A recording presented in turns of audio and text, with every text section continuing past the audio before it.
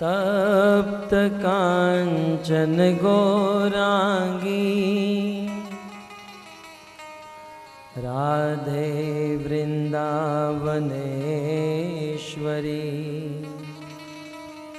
वृषभानुसुते देवी प्रणमामि हरि प्रिये। बात कम करो।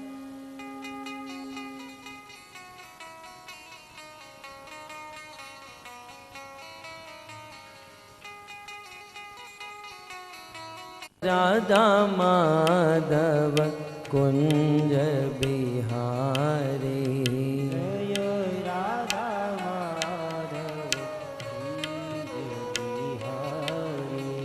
जय राधा माधव कुंज बिहारी जय राधा माधव कुंज बिहारी।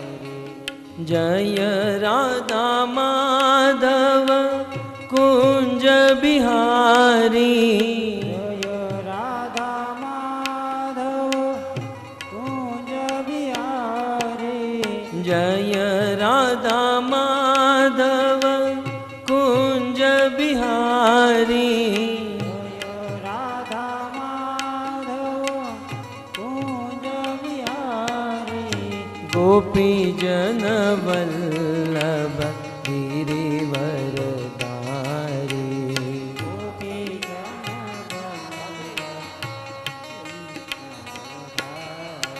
आ गोपी जन वल्लभ गिरिवरधारी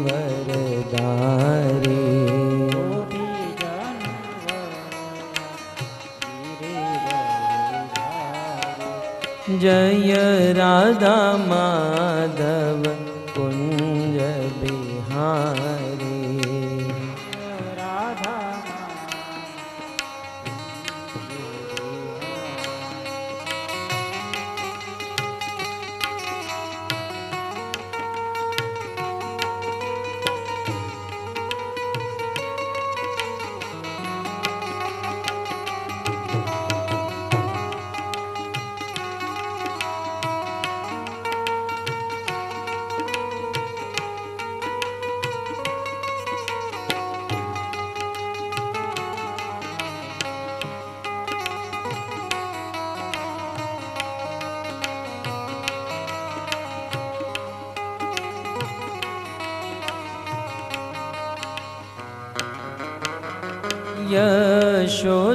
यशोदानंदन व्रज जनरंजन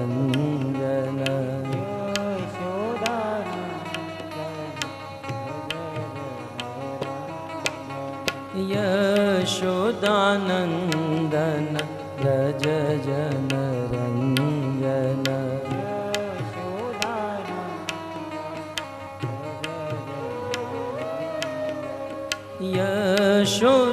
यशोदानंदन व्रज जनरंजन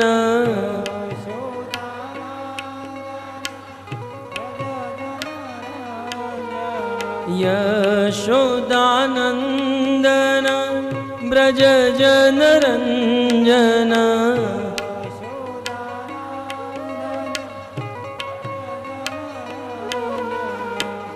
यमुना तीर वनचारी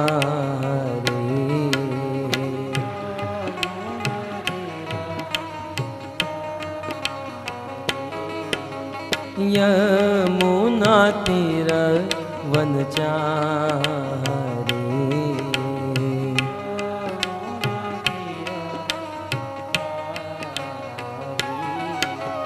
जय राधा माधव कुंज बिहारी जय राधा माधव कुंज बिहारी।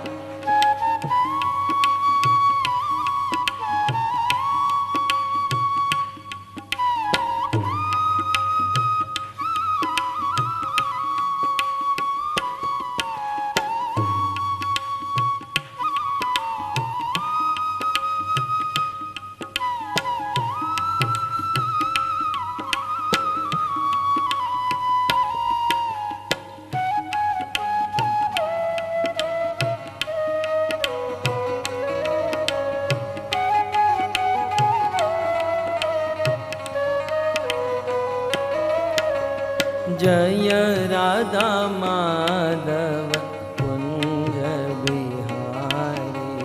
जय राधा माधव जय राधा माधव कुंज बिहारी। जय राधा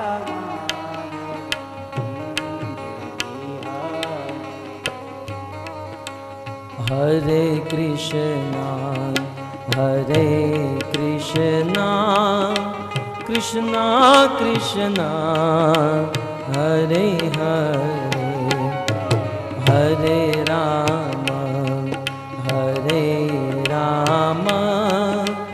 राम राम हरे हरे।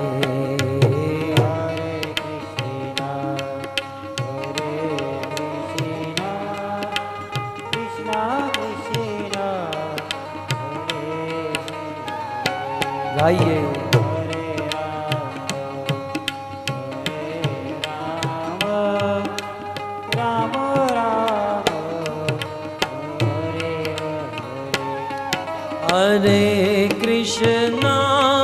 हरे कृष्णा कृष्णा कृष्णा हरे हरे, हरे राम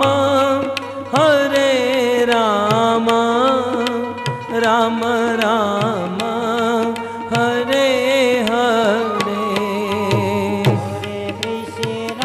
प्रेम से गाइए भगवान का पवित्र नाम।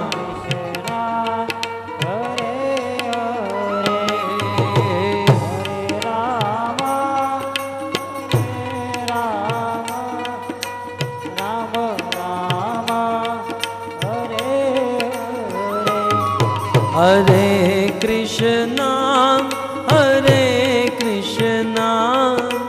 कृष्णा कृष्णा हरे हरे, हरे राम राम राम हरे हरे। हरे कृष्णा कृष्णा कृष्णा हरे हरे, हरे राम राम हरे हरे।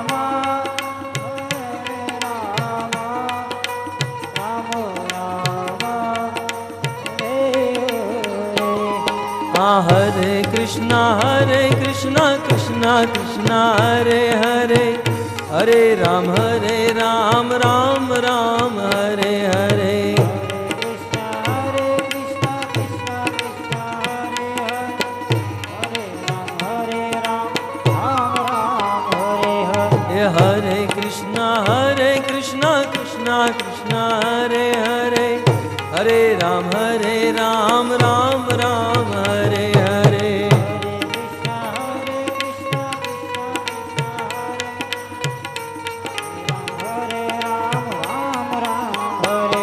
हरे कृष्णा कृष्णा कृष्णा हरे हरे, हरे राम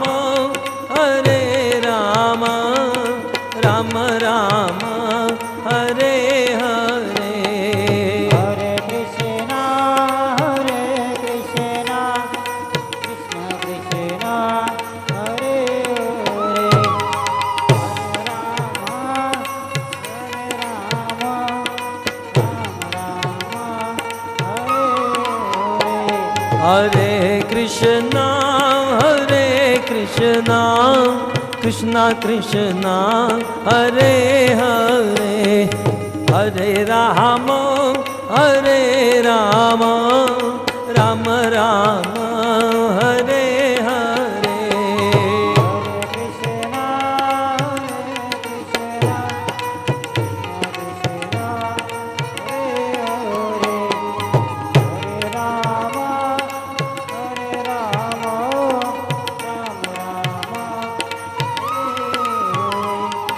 हरे कृष्णा कृष्णा कृष्णा हरे हरे, हरे राम राम हरे हरे। जय हो।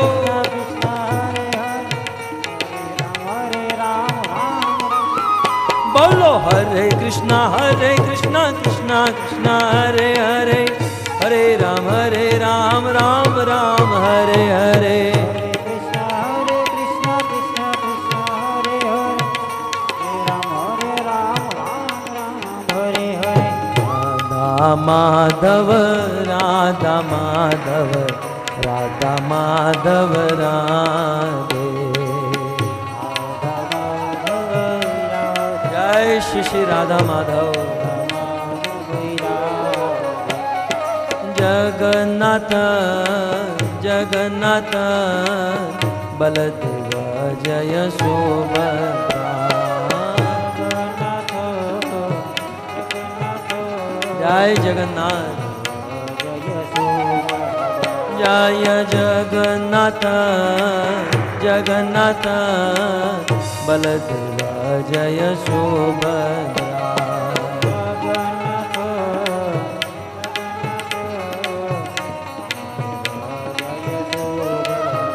हाँ गौरनिताय जय गौरनिताय, गौरनिताय जय गौरनिताय।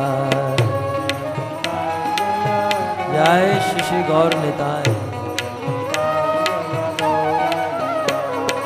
गौरनिताय जय गौरनिताय, गौरनिताय जय गौरनिताय।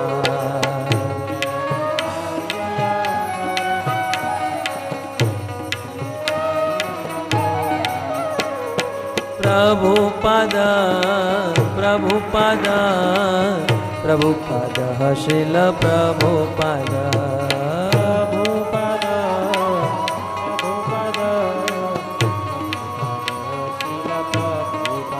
जय प्रभुपद प्रभुपद प्रभुपद श्रील प्रभुपद।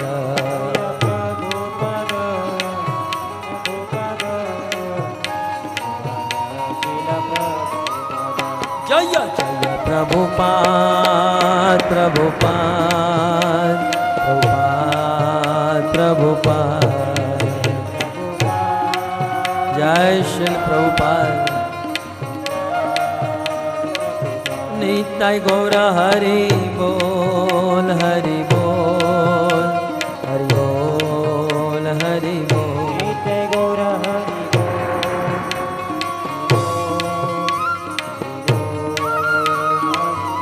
युग धर्म हरिनाम संकीर्तन की ग्रंथराज श्रीमद् भागवतम महापुराण की, श्रील प्रभुपाद की निताय गौर प्रेमानंदे।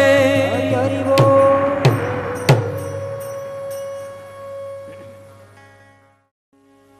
ओम नमो भगवते वासुदेवाय। ओम नमो भगवते वासुदेवाय।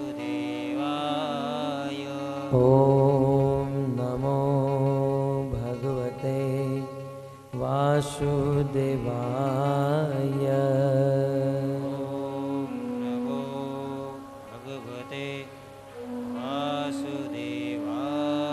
ओम नमो भगवते वासुदेवाय। ओम नमो भगवते वासुदेवाय। श्रीमद् भागवत प्रथम स्कंद अष्टम अध्याय श्लोक क्रमांक 1 से प्रारंभ करेंगे। आप सबके पास ये श्लोक है। श्रीसुत उवाच अथ ते संपरेतानां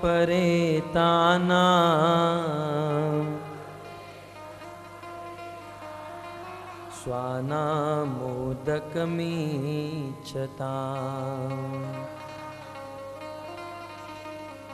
दातुं स कृष्णा गङ्गायां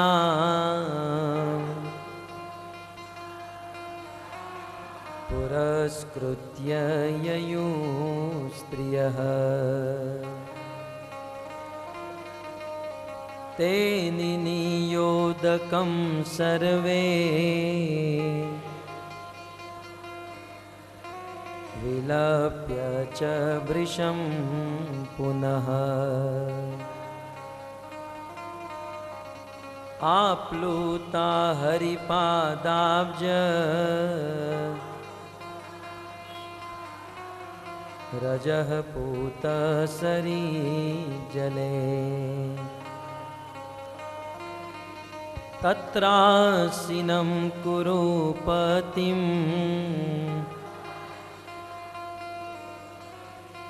धृतराष्ट्रं सहानुजम् गान्धारीं पुत्रशोकार्तां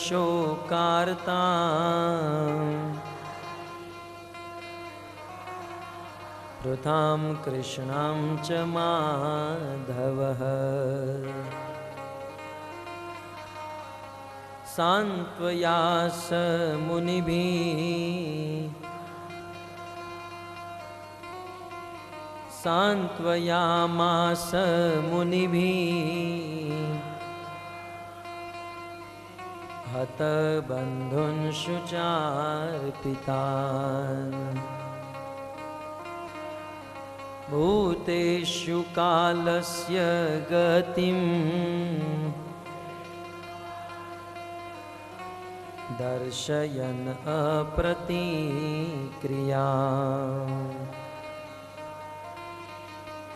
साधयित्वा जातशत्रो स्वं राज्यं कितवैर्हतम्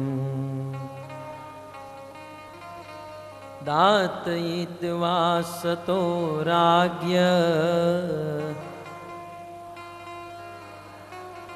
कच स्पर्शक्षतायुषः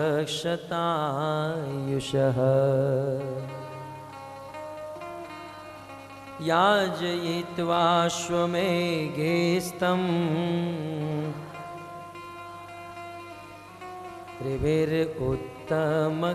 त्रिभिरुत्तमकल्पकैः तद्यश पावनं दीक्षु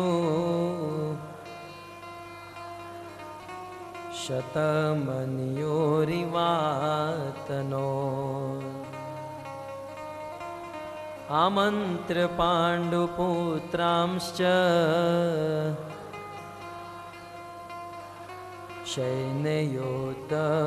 सैन्ययोद्धवसंयुतः द्वैपायनादिभिर्विप्रे पूजिते प्रतिपूजितः गन्तुं कृतमतिर्ब्रह्मन् द्वारकां रथमास्थितः उपलेभे अभिधावन्तीम्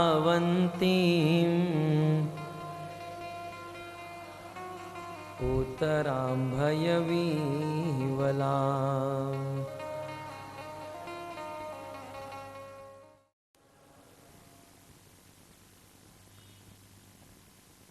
शब्दार्थ तत्र वहाँ आसीनम बैठे हुए कुरुपतिम कुरुओं के राजा धृतराष्ट्र को सह अनुजम अपने भाइयों सहित गांधारी को पुत्र बेटे के शोक अर्ताम शोक से पीड़ित पृथाम कुंती को कृष्णाम द्रौपदी को च भी माधव भगवान कृष्ण ने अनुवाद और तात्पर्य कृष्ण कृपा श्री मूर्ति श्री श्रीमद् ऐसी भक्तिवेदांत स्वामी प्रभुपाद के द्वारा श्रील प्रभुपाद की। वहीं कुरुवंशियों के राजा महाराज युधिष्ठिर अपने छोटे भाइयों धृतराष्ट्र, गांधारी, कुंती तथा द्रौपदी सहित बैठ गए। वे सभी शोक से अत्यधिक पीड़ित थे। भगवान कृष्ण भी वहाँ उपस्थित थे। प्रभुपाद जी तात्पर्य में लिखते हैं, चूँकि कुरुक्षेत्र का युद्ध पारिवारिक सदस्यों के बीच ही हुआ था, अतएव इससे जो लोग प्रभावित हुए थे वे सभी पारिवारिक सदस्य ही थे। यथा महाराज युधिष्ठिर तथा उनके भाई द्रौपदी, कुंती, सुभद्रा, धृतराष्ट्र, गांधारी तथा उनकी बहुएं इत्यादि सारे मृत व्यक्ति किसी न किसी प्रकार से नातेदार थे। अतएव पारिवारिक शोक संयुक्त रूप में था। भगवान कृष्ण भी पांडवों के ममेरे भाई थे और कुंती के भांजे तथा सुभद्रा के भाई थे। अतएव भगवान की उन सबों के प्रति समान सहानुभूति थी। इसलिए वे समयानुकूल उन सबों को सांत्वना देने लगे। आप सब भक्तों का श्रीमद् भागवत कथा के द्वितीय दिवस में हार्दिक स्वागत करते हैं। परम सौभाग्य है श्रील प्रभुपाद की कृपा से प्रतिदिन श्रीमद् भागवत श्रवण करने का अवसर प्राप्त हो रहा है। वैसे हम देखते हैं संसार में अनेकों जगह पर भागवत कथाएं होती हैं, परंतु हमारी गौड़ीय धारा में विशेष करके इस्कॉन में जो भागवत प्रवचन, भागवत कथा होती हैं, यह अद्वितीय है। क्या अंतर है उन कथाओं के और हमारी कथाओं के बीच में? हमारे गौड़ीय धारा में या इस्कॉन में जो भागवत कथा होती हैं वह चैतन्य महाप्रभु के सिद्धांत के अनुसार होती हैं। किस प्रकार से भागवत को पढ़ना, किस प्रकार से भागवत को समझना और किस प्रकार भागवत को समझाना, ये चैतन्य महाप्रभु ने हमें सिखाया। महाप्रभु कहते हैं भागवत अर्थास्वादन, 5 महासाधन जहाँ पर गिनाए, उनमें से भक्ति में प्रोग्रेस करने के लिए एक बहुत बड़ा साधन है भागवत।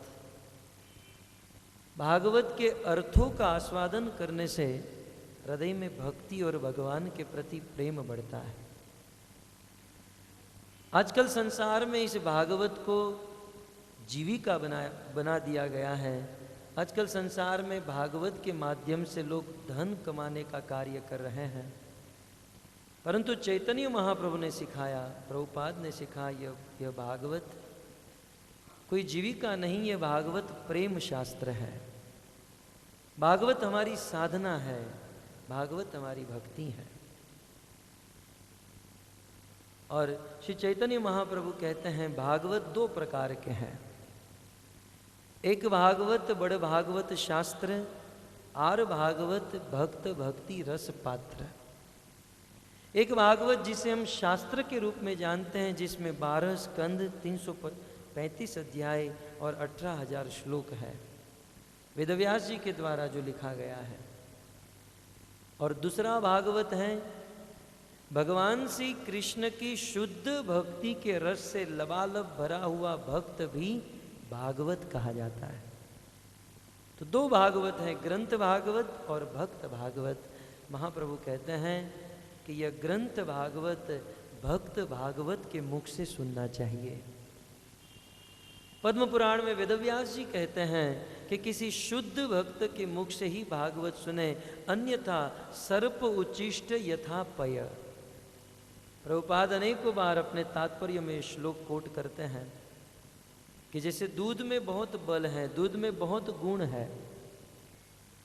2 पात्र में दूध भरा हुआ है, एक पात्र में यदि कोई सर्प उस दूध को स्पर्श करे, यद्यपि दूध में बहुत गुण है, परंतु सर्प से स्पर्श किया गया दूध विष बन जाता है। उस दूध को यदि हम पीते हैं तो हमारी मृत्यु भी हो सकती है। वैसे भागवत महान है, भागवत दिव्य है, भागवत पवित्र है, परंतु किसी अवैष्णव के मुख से यदि भागवत सुनते हैं तो इसी भागवत से हमारा अहंकार बढ़ सकता है, हमारा पतन हो सकता है। अतः किसी शुद्ध भक्त के मुख से भागवत का श्रवण करना चाहिए।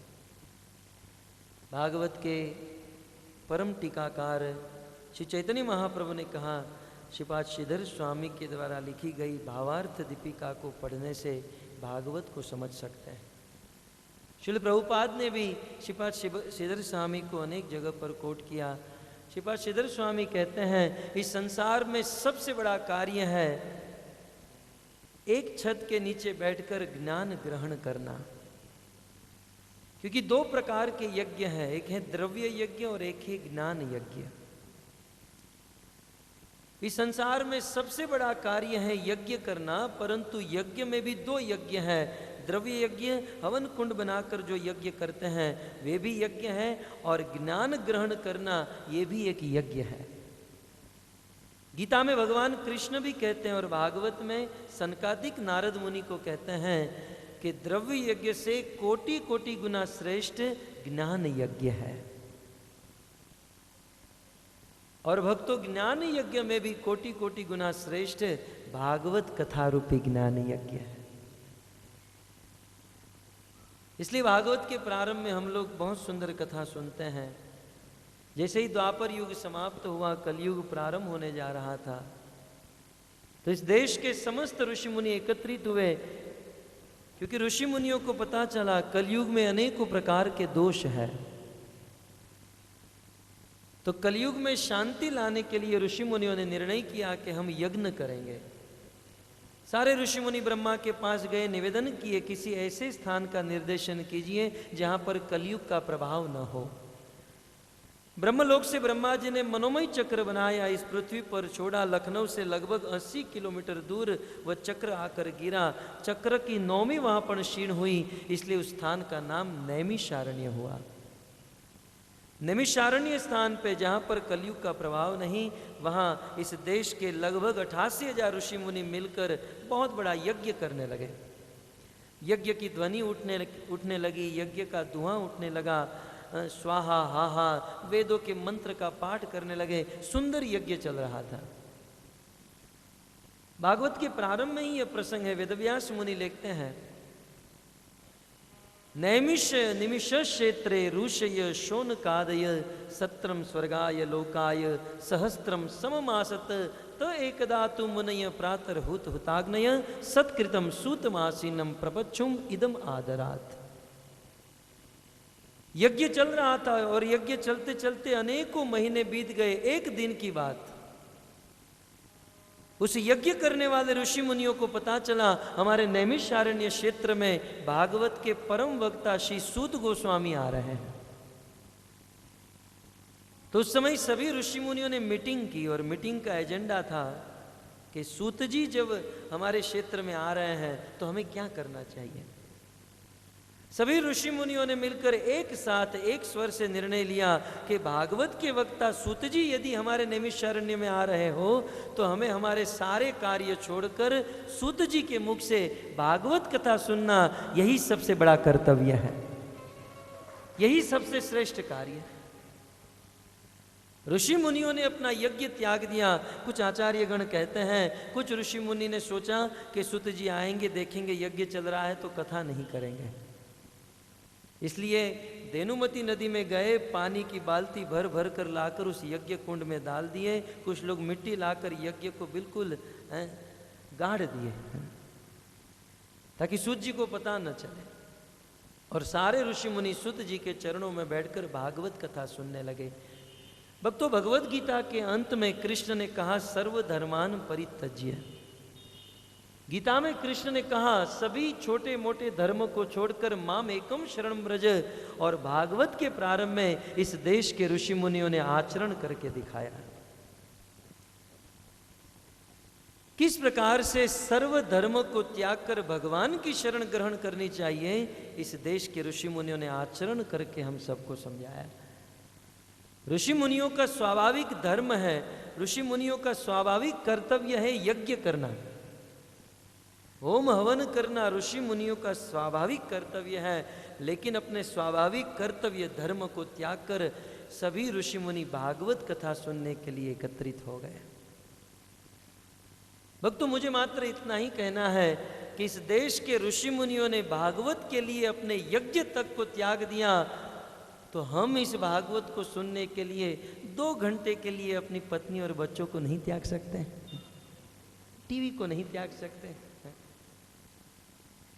इतने बड़े धर्म को त्यागा, यज्ञ को त्यागा इस भागवत के लिए। इस प्रसंग में भावार्थ दीपिका में श्रीपाद श्रीधर स्वामी इनकी टीका लिखते हुए कहते हैं कि संसार में सबसे बड़ा कार्य है ज्ञान ग्रहण करना, उससे भी बड़ा कार्य है भागवत के द्वारा भगवत लीला विषयक ज्ञान ग्रहण करना, उससे भी बड़ा कार्य है किसी वैष्णव के मुख से भागवत कथा रूपी ज्ञान ग्रहण करना, और उससे भी बड़ा कार्य है किसी शुद्ध भक्त के मुख से भागवत कथा का श्रवण करना।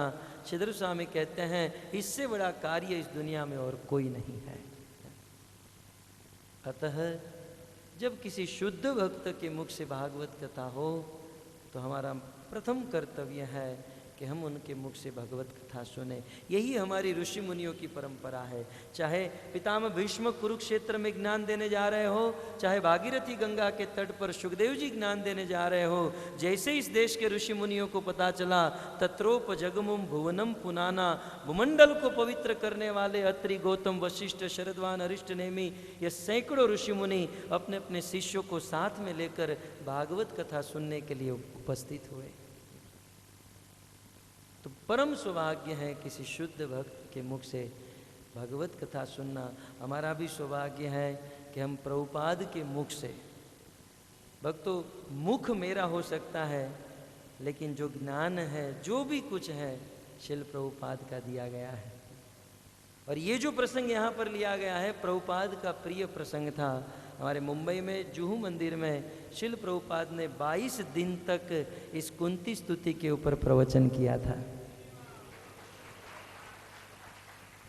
और प्रभुपाद की आज्ञा रही कि फिर इस प्रवचन को एक किताब में लिखा जाए। आज भी हमारे बीबीटी में यह किताब है, टीचिंग ऑफ क्वीन कुंती करके। तो शिल प्रभुपाद की लेखनी को पढ़ कर उनका अनुभव और उसे जीवन में उतारने का प्रयास, और जितना याद रहा उतना बोलने का प्रयास कर रहे हैं। पुनः आप सबके चरणों में निवेदन, यदि कोई त्रुटि रह जाए, कमी रह जाए तो क्षमा कीजिए। श्री शुद्ध गोस्वामी इस प्रसंग को सुनाते हुए कहते हैं, अथ ते संपरे तानां स्वानां मोदक इच्छता दातुं स कृष्णा गंगाया पुरस्कृत्य ययुः स्त्रियः पुरस्कृत्य ययुः स्त्रियः।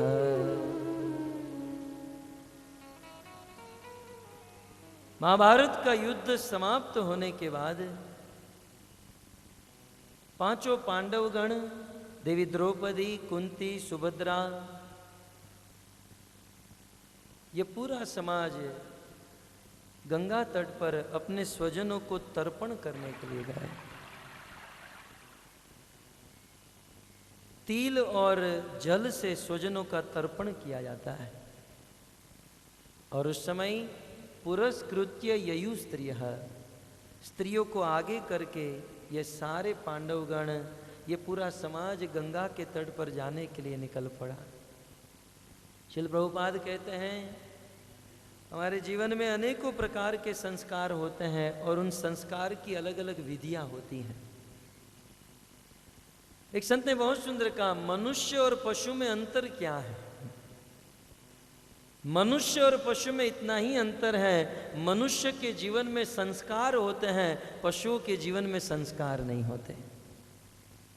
मनुष्य का जीवन संस्कारों से घिरा हुआ होता है। जन्म से लेकर मृत्यु तक मनुष्य के जीवन में अनेकों संस्कार, जैसे 16 संस्कार गिनाए गए हैं। गर्भदान संस्कार, जात कर्म संस्कार, नाल छेदन संस्कार, यज्ञोपवीत संस्कार, विवाह संस्कार, अनेकों संस्कार मनुष्य के जीवन में। और इन संस्कारों से विहीन जीवन ऑलमोस्ट पशुओं के समान है। इसलिए मनुष्य को चाहिए इन संस्कारों का पालन अपने जीवन में करे, इन संस्कारों को अपने जीवन में उतारे।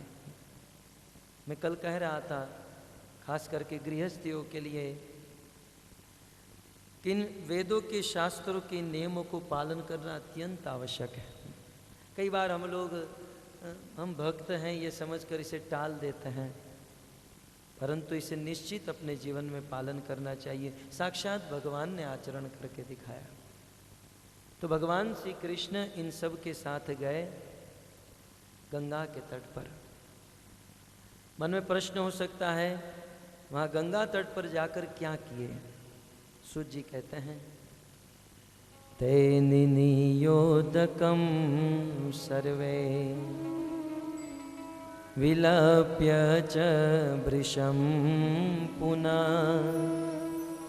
आप्लुता हरिपादाब्ज रजपूतसरी जले, रजपूतसरी जले के लिए उपस्थित हुए। तो परम सौभाग्य है किसी शुद्ध भक्त के मुख से भगवत कथा सुनना। हमारा भी सौभाग्य है कि हम प्रभुपाद के मुख से, भक्तों मुख मेरा हो सकता है, लेकिन जो ज्ञान है, जो भी कुछ है, शिल प्रभुपाद का दिया गया है।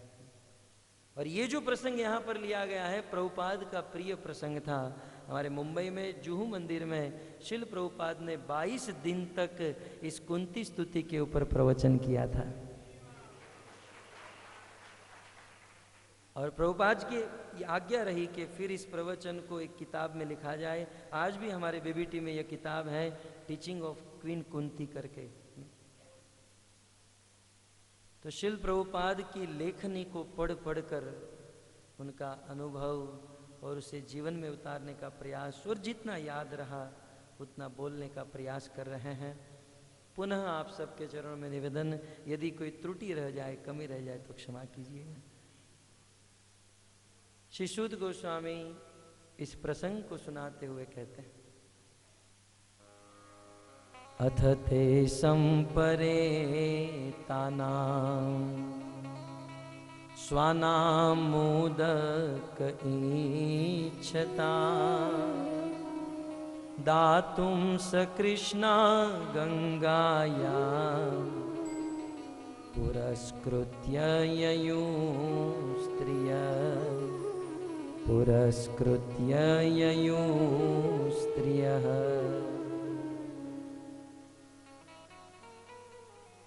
महाभारत का युद्ध समाप्त होने के बाद पांचों पांडवगण, देवी द्रौपदी, कुंती, सुभद्रा, ये पूरा समाज गंगा तट पर अपने स्वजनों को तर्पण करने के लिए गए। तिल और जल से स्वजनों का तर्पण किया जाता है। और उस समय पुरस्कृत्य ययु स्त्रियः, स्त्रियों को आगे करके ये सारे पांडवगण, ये पूरा समाज गंगा के तट पर जाने के लिए निकल पड़ा। शिल प्रभुपाद कहते हैं, हमारे जीवन में अनेकों प्रकार के संस्कार होते हैं और उन संस्कार की अलग अलग विधियां होती हैं। एक संत ने बहुत सुंदर कहा, मनुष्य और पशु में अंतर क्या है? मनुष्य और पशु में इतना ही अंतर है, मनुष्य के जीवन में संस्कार होते हैं, पशुओं के जीवन में संस्कार नहीं होते। मनुष्य का जीवन संस्कारों से घिरा हुआ होता है। जन्म से लेकर मृत्यु तक मनुष्य के जीवन में अनेकों संस्कार, वैसे 16 संस्कार गिनाए गए हैं। गर्भदान संस्कार, जात कर्म संस्कार, नाल छेदन संस्कार, यज्ञोपवीत संस्कार, विवाह संस्कार, अनेकों संस्कार मनुष्य के जीवन में।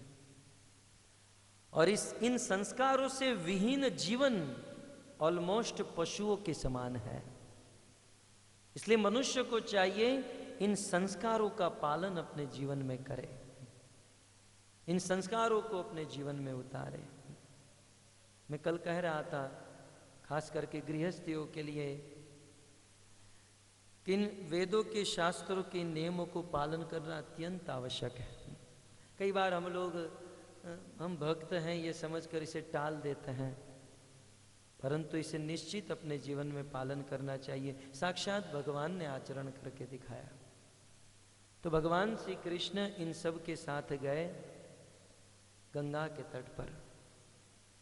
मन में प्रश्न हो सकता है वहां गंगा तट पर जाकर क्या किए। सूत जी कहते हैं ते निनियोदकम सर्वे विलप्य च वृषं पुनः आप्लुता हरि पादाब्ज रजपूत सरी जले रजपूत सरी जले। ते निनियोदकम सर्वे विलप्य च वृषं। कम से कम अपना घर का घर हो तो फक्कड़ बाबा इसके साथ कौन शादी करे। और ये ऐसे एक नहीं, ऐसे सैकड़ों सन्यासी थे भावुकता में आकर सन्यास ले लिए और शादी करने की इच्छा हुई। अब इसको लड़की देने वाला कोई था नहीं, इनके पास कोई उपाय नहीं बचा, कोई शादी कराने के लिए तैयार नहीं। तब इन सन्यासियों ने सोचा कि रामचंद्र आ रहे हैं और उनके चरण की रज में इतनी ताकत है कि पत्थर को स्त्री बना देती हैं। सब लोग पत्थर बना बना कर रखो यहाँ पर, राम आएंगे चरण में स्पर्श कराएंगे, स्त्री बना लेंगे, शादी कर लेंगे। अब जिसको सफेद पत्नी चाहिए थी वो सफेद पत्थर ढूंढने लगे, जिसको काली चाहिए थी काला पत्थर, मोटी चाहिए थी मोटा पत्थर, पतली चाहिए थी पतला पत्थर। सब सन्यासी लोग पत्थर जुटा, जिसको दो दो चाहिए थी दो दो, कुछ लोग पांच पांच। गोस्वामी जी ने बहुत सुंदर अपने रचना में इसका वर्णन किया है। तो भगवान के चरणों की उन्होंने बहुत सुंदर ये बताया है, भगवान के चरणों की महिमा में ये ताकत है भक्तों। और वनवास के क्रम में जब इसी गंगा के तट पर भगवान रामचंद्र पहुंचे, जिस भगवान के चरणों के रज से गंगा गंगा बनी है, उसी गंगा को पार करने के लिए भगवान केवट से निहोरा कर रहे थे। अब देखिए मैं तो खिचड़ी खिलाऊंगा, इस्कॉन में खिचड़ी प्रसिद्ध है, कभी रामायण तो कभी चैतन्य चरितामृत तो कभी यहाँ कभी गीता कभी वहां, क्योंकि मैं इस शब्द के ऊपर जा रहा हूं। ये मन जो है भगवान के चरणों की रज पर अब चला गया है, तो उसी प्रसंग को सुन लेते हैं। तो जिस भगवान की चरणों की रज से गंगा गंगा बनी, उस गंगा को पार करना था और भगवान ढूंढ रहे थे कि कोई पार करने वाला कोई मिल जाए। एक था, एक नौका थी, लेकिन वो उस किनारे पर बैठी थी और नौका चलाने वाला अपनी ही नौका में सो रहा था। कभी कभी ऐसा होता है, बारिश के दिन होते हैं, रिक्शा पकड़नी होती है, जल्दी पहुंचना होता है, रिक्शा वाले को कहते चलो, बोले नहीं हम सोएंगे। कितने अकड़ू होते हैं। भगवान रामचंद्र ने वो और कोई नहीं, वो केवट था। केवट के विषय में पुराणों में ऐसा लिखा है कि क्षीर सागर के जल में एक कछुआ था और वह कछुआ भगवान के चरण को स्पर्श करने के लिए आया, तो लक्ष्मी जी ने उसे हटा दिया। थोड़ी देर के बाद कछुआ आया तो फिर से लक्ष्मी जी ने हटाया, तीसरी बार चौथी बार, बार बार वह कछुआ आया, लेकिन लक्ष्मी जी हटाती रहती हैं, भगवान के चरणों को स्पर्श नहीं करने देती हैं। तब उस क्षीर सागर के जल के कछुए ने कहा, प्रभु प्रभु सभी लोगों का एक दिन होता है, आज आपका दिन है, जितना भाव खाना है खा लो, एक ना एक दिन तो आप पृथ्वी पर आओगे ना, एक ना एक दिन आप अवतार लेकर पृथ्वी पर आओगे। और जिस समय आप अवतार लेकर पृथ्वी पर आओगे, मैं तो यहां पर मात्र चरण छूना चाहता था, लेकिन जिस समय आप पृथ्वी पर आओगे उस समय आपके चरणों को छूऊंगा, चरणों को धोऊंगा और उस चरणों का जल प्राप्त कर पी लूंगा। यदि ऐसा नहीं कर पाया तो मैं भी आपका दास नहीं, मैं भी आपका भक्त नहीं। और वही दूसरे जन्म में केवट बनकर आया। भगवान रामचंद्र बुला रहे हैं और केवट भाव खा रहा है, मैं नहीं आऊंगा, दूर से ही इशारा कर रहा है। भगवान रामचंद्र कह रहा आओ, बोले किसी और को ढूंढो। केवट जानता था और कोई तो है नहीं। मन में प्रश्न हो सकता है कि इतना बड़ा गंगा का तट है और वहां पर केवट के अलावा कोई नाविक नहीं होगा। भक्तों थे। अब यहां पर हम देखते हैं गोद्रुम द्वीप जाने के लिए 2-3 नौका चलती हैं, कहीं भी छोटा किनारा होता है वहां पर भी नौकाएं चलती हैं। तो गंगा का इतना बड़ा तट था, बहुत सारी नौका वाले थे। लेकिन पिछले दिन रात को केवट को पता चला भगवान रामचंद्र यहां से जाने वाले हैं। तो केवट को नींद नहीं आ रही थी, मैं भगवान को मेरी नौका में बिठाना चाहता हूं, क्या करूं क्या करूं। केवट की पत्नी जग गई, पतिदेव क्यों जग रहे हो? बोले भगवान को मेरी नौका में बिठाना चाहता हूं लेकिन इतनी सारी नौका, इतने सारे नाविक, प्रभु मेरी नौका में कैसे बैठेंगे? तब केवट की पत्नी ने कहा याद करो, गांव के सरपंच जो मुखिया है आपने उनकी रक्षा की थी और उस राजा ने कहा था कि वरदान मांगो, तो आपने कहा था मैं समय आने पर मांगूंगा, जाओ उनके पास और वरदान मांग कर आओ। कभी कभी स्त्रियों का दिमाग बहुत चलता है। कौन कहता है स्त्री अबला है? एक कवि ऐसा कह रहे थे। कौन कहता है कि स्त्री अबला है? वास्तव में स्त्री जो है आदि शक्ति है।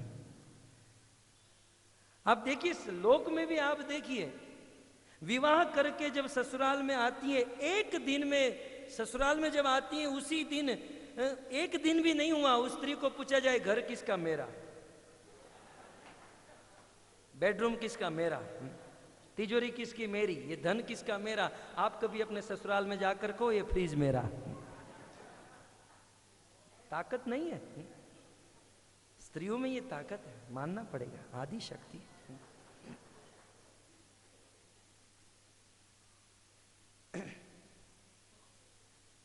शादी के पहले बेचारा हीरो की तरह घूमता है, लेकिन कूली बना देती है ये स्त्री,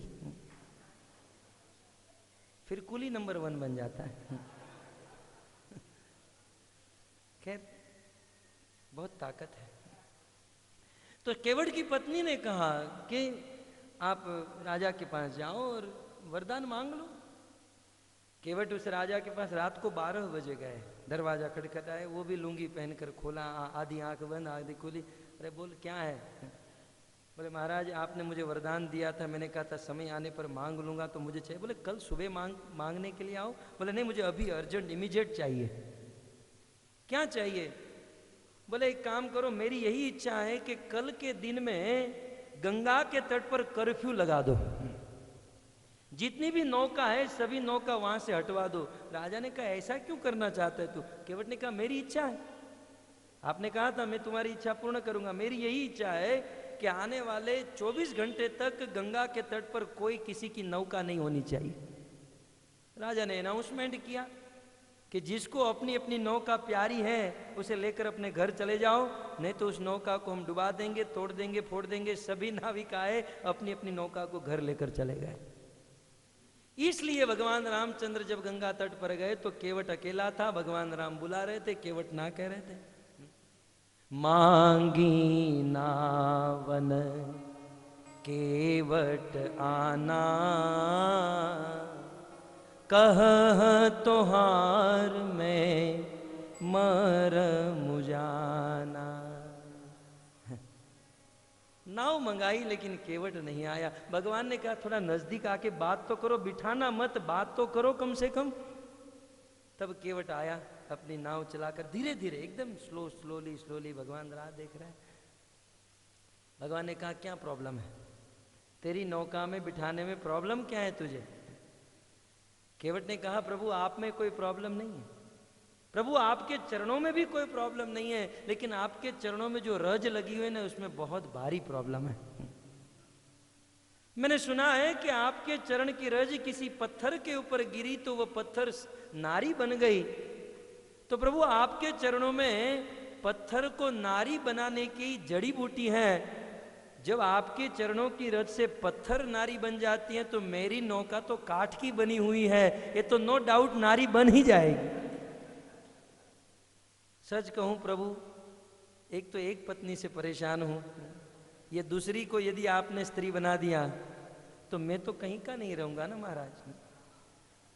उनको हजार सोए हमको पहाड़ भारी, आपको तो हजार आप तो रख सकते हो, हमको तो एक ही पहाड़ की तरह लगती है। और प्रभु इसी नौका से मैं मेरे पूरे परिवार का भरण पोषण पालन करता हूं, आप मेरी जीविका के ऊपर क्यों लात मारना चाहते हो? किसी और को ढूंढ लीजिए, मैं आपको नौका में नहीं बिठा पाऊंगा।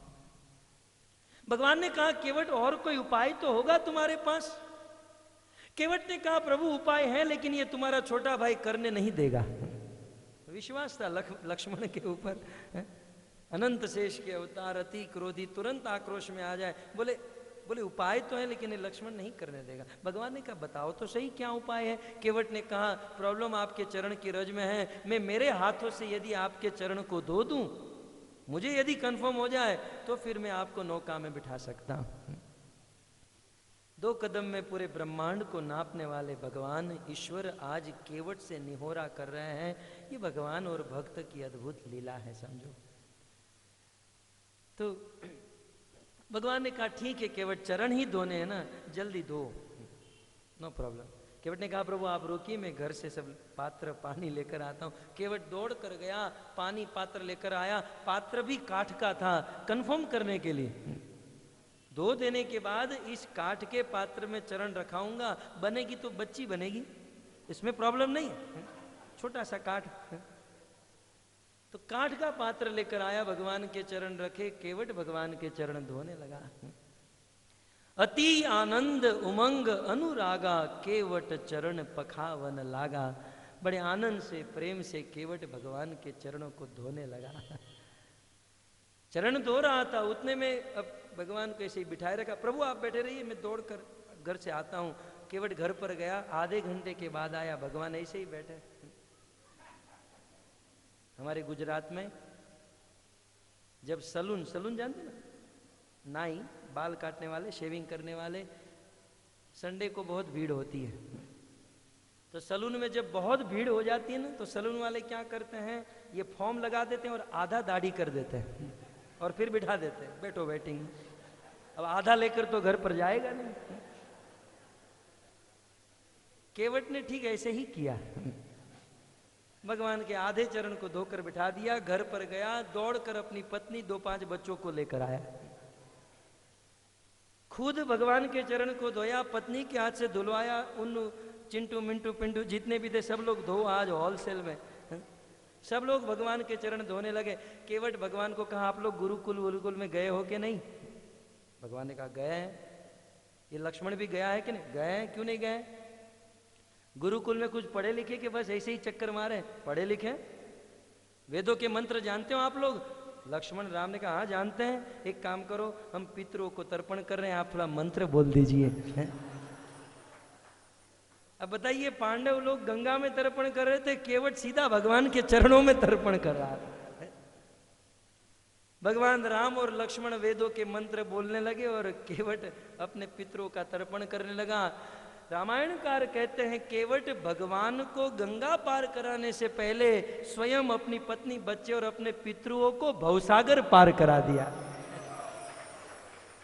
देवता लोग आकाश में प्रकट हो गए, पुष्प की वृष्टि करने लगे और अफसोस करने लगे कि हम इतनी बड़ी डिग्री प्राप्त किए हैं, हम लोग इतना पढ़े लिखे हैं, लेकिन केवट ने, गांव के गवार ने जो आज प्राप्त किया वह आज तक हम लोग प्राप्त नहीं कर पाए। धन्य हो केवट, धन्य हो, आज साक्षात भगवान के चरणों को धो दिया।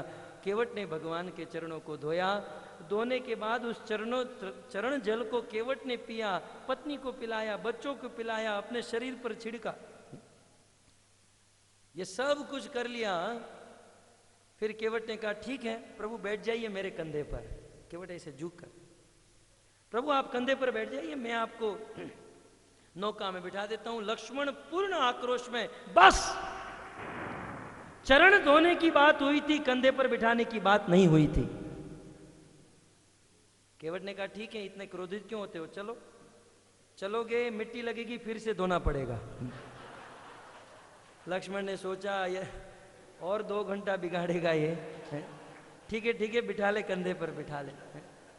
भगवान के चरणों को धोया, केवट ने भगवान को अपने कंधे पर बिठाया, अखिल ब्रह्मांड नायक जो करोड़ों करोड़ों ब्रह्मांड को अपने जठर में धारण करते हैं, आज केवट ने उस भगवान को अपने कंधे पर धारण किया और उस नौका में बिठाया। जगत जननी सीता लक्ष्मण जी बैठे और उस नौका को पार, प्रसंग आया इसलिए कह दूं भक्तों, सीधे सीधे नौका पार यदि करनी होती तो 2 मिनट में गंगा के उस पार पहुंच जाते, लेकिन 20 मिनट हुई। बिल्कुल केवट उस गंगा में ही उस नौका को चक्कर मरवाते रहा। कुछ टेढ़े रिक्शा वाले होते हैं ना। एक बार मैं अहमदाबाद गया था हमारे इस्कॉन में, एयरपोर्ट से उतरा, रिक्शा किया, रिक्शा वाले ने कहा 500 रुपया होगा। मैं पहली बार था, ठीक है चलो लेकर चलो। तो 1 घंटा चक्कर मरवाया, इस्कॉन में पहुंचा। पहुंचकर मैंने यशोमती नंदन प्रभु से कहा, प्रभु आपका मंदिर एयरपोर्ट से बहुत दूर है। बोले प्रभु कहाँ दूर है, मंदिर तो बहुत निकट है। मैंने कहा 1 घंटा चक्कर मार कर आया। बोले आप जानते नहीं अहमदाबाद के रिक्शा वाले ऐसे ही हैं, वो अपना घर का काम करते हुए, सब्जी लेते हुए, दूध लेते हुए, सब कुछ लेते लेते मुझे मंदिर पहुंचाए, 500 रुपया ले लिए। तो वक्त तो ऐसा है कि कुछ टेढ़े होते हैं, सीधे सीधे पहुंच गए होते, लेकिन केवट बस उस गंगा में ही चक्कर मरवाने लगा। लक्ष्मण क्रोधित, बार बार धनुष बाण निकाल रहे हैं। भगवान राम शांत कर, लक्ष्मण शांत है, खून खराबा ठीक नहीं है, प्रेम से बात करते हैं। भगवान रामचंद्र ने कहा केवट बस अब पार भी करो, ये चक्कर मार मार के थक गए। केवट ने कहा बस बस ये 2-3 चक्कर में थक गए। मैं आपको यही एहसास कराना चाहता हूं, हम लोग 84 लाख के चक्कर में फंसे हुए हैं, कितना थके होंगे, आप 2-3 में ही थक गए। भगवान ने कहा केवट को, केवट ने गंगा पार कराई, भगवान राम लक्ष्मण इत्यादि को उतारा। और जब उतरे तो भगवान के मन में हुआ कि केवट को मैं कुछ दूं, तो भगवान के पास तो था नहीं कुछ, तपस्वियों के वेश में थे। देवी सीता ने अपनी अंगूठी सोने की मुद्रिका राम को दी और राम केवट को देने लगे। केवट ने कहा प्रभु मैं ये मुद्रिका नहीं लूंगा।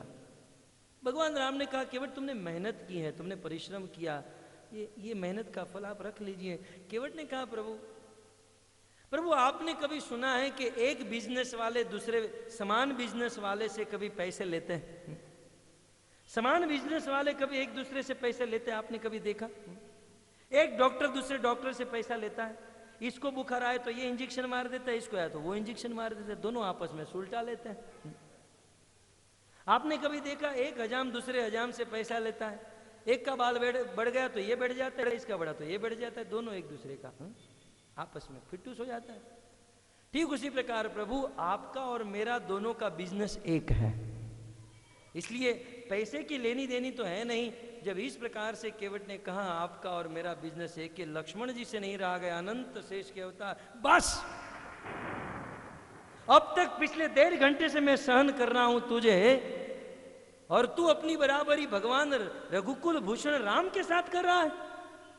अरे कहां तू और कहां रामचंद्र जो राजा दशरथ के पुत्र राजकुमार।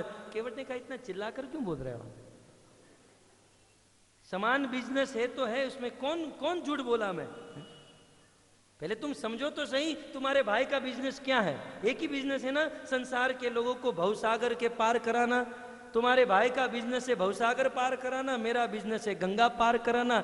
इनकी बड़ी दुकान, मेरी छोटी दुकान, लेकिन धंधा तो एक है, बिजनेस तो एक ही है।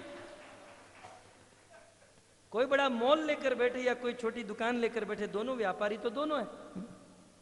तो आपके भाई का काम थोड़ा सा बड़ा है, मेरा थोड़ा सा छोटा है, लेकिन काम तो पार कराने का है। बस प्रभु मैं इतना ही कहना चाहता हूं, मैंने मेरा काम कर दिया, आप अपना काम शीघ्र ही शीघ्र कर लीजिएगा। मेरा काम था गंगा पार कराना, प्रभु मैंने कर दिया, अब आपका काम है भवसागर पार कराना, आप हमें भवसागर पार करा दीजिएगा। भक्तों, सूत जी के इस वचन से ये प्रसंग याद आ गया, क्षमा कीजिएगा, परंतु सूत जी कहते हैं तेन नियोदकम सर्वे विलप्य च वृषं पुनः आप्लुता हरि पादाब्ज रजपूत सरी जले, रजपूत सरी जले। भगवान के चरण कमल की रज को स्पर्श करने से गंगा पवित्र हो गई और ऐसी पवित्र गंगा नदी में पांडवों ने अपने स्वजनों के साथ स्नान किया। प्रश्न हो सकता है वहां पर कौन कौन थे? सूत जी कहते हैं तत्रासीनम कुरु पतिम धृतराष्ट्रम सहानुजम गांधारीं पुत्र शोकार्तां पृथां कृष्णां च माधव पृथां कृष्णां च माधव। तत्रासीनम कुरुपतिम, तत्र आसीन, वहां पर विराजमान थे, आसीन थे कौन? कुरुपतिम। श्री स्वामी कहते हैं कुरुपतिम युधिष्ठिरम, महाराज युधिष्ठिर थे। और धृतराष्ट्रम सह अनुजम, और धृतराष्ट्र महाराज अपने अनुज के साथ वहां पर विराजमान थे। देखिए श्लोक के ऊपर थोड़ा सा विचार किया जाए तो वहां गंगा के तट पर कुरुपतिम युधिष्ठिर महाराज थे और धृतराष्ट्र महाराज थे, और धृतराष्ट्र के साथ सह अनुजम, धृतराष्ट्र महाराज अपने अनुज के साथ वहां पर थे। अनुज का अर्थ होता है छोटा भाई। अब बताइए धृतराष्ट्र के छोटे भाई कौन? राजा पांडु, हो तो निधन हो चुका है, और दूसरे थे संजय, दूसरे थे विदुर जी।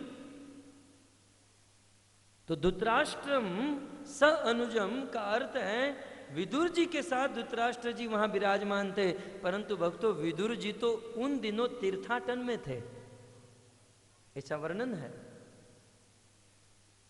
कि युद्ध के पहले ही विदुर जी हस्तिनापुर को त्याग कर चले गए थे, और जब सारा युद्ध समाप्त हो गया, ये सब तर्पण हो गया, जब सब कुछ फिनिश हो गया, तब जाकर विदुर जी वापस आए धृतराष्ट्र को उपदेश देने के लिए। तो धृतराष्ट्रम स अनुजम, धृतराष्ट्र महाराज अपने अनुज के साथ थे। एक आचार्य अपनी टीका में लिखते हैं इसका अर्थ विदुर नहीं है, क्योंकि उन दिनों विदुर जी तो तीर्थाटन में थे। विदुर जी तीर्थाटन में क्यों थे? ये प्रश्न महाराज परीक्षित का है। विदुर जी तीर्थाटन में इसलिए क्योंकि विदुर जी ने देखा कि धृतराष्ट्र का पुत्र दुर्योधन अनेकों प्रकार के अधर्म और अनीति के द्वारा पांडवों के ऊपर अत्याचार कर रहा है।